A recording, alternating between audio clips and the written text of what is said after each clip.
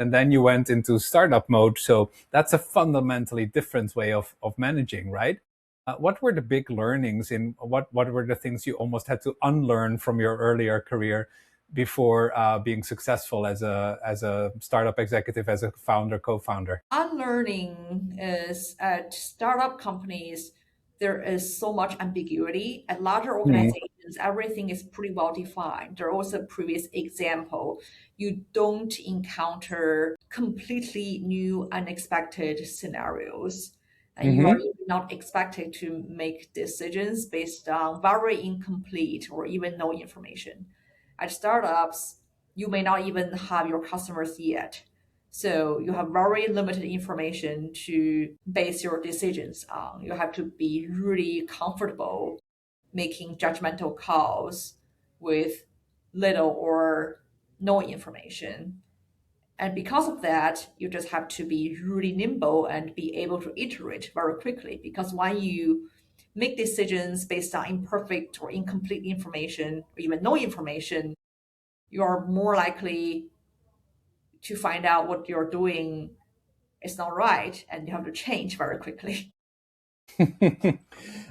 You were also in risk management in particular, right? Yes. That's fundamentally about protecting the downside, and then as a founder, you have to really focus on the upside. Sometimes, do you find both instincts still fighting each other in your head? Yes, I think getting over the fear of that things may fail, especially during early days, you don't even know whether the company will still exist like next month or next year, is a very big part of learning as you switch from a corporate career to a startup career. That Hmm. is definitely very real. And that is a process that may take a little bit of time. But it sounds like you've said firmly goodbye to the risk manager, and you only identify as a founder right now. I think I am a very risk aware founder. There are very different archetypes of founders. And my archetype is actually pretty rare for a founder based on my Enneagram results. Hmm.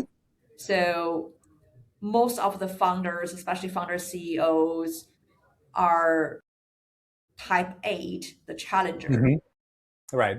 right? Followed by type 3, the achiever, or type 7, the enthusiast. Hmm. I am a type 6, which is very risk aware loyalist. And that is very Hmm. rare for founder CEOs, although that's the most common type in the general population, but it's the very rare type for founders. So I still think about a business as something that is exposed to various risks. I still think about how I de-risk those factors so that the business gets to survive and thrive. And the way I build is probably a little different from someone who's type 8 builds their business. They may not focus on risk elimination as much and be more focused on, oh, here are the great upside opportunities.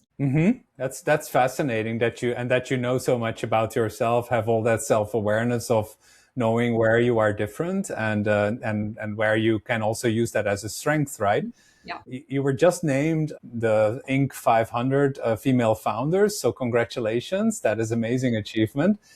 What is the state for female founders these days in your mind? I know we can't generalize too much, but do you find it still harder? Is it different things you have to fight for than your typical male colleague? The bulk of VC funding still goes to male founders. There is some increase in the amount of money going to female founders in the past 1 to 2 years, but a lot of Hmm. that was driven by the fact that there are a handful of big AI companies like Anthropic that happen to have a female founder.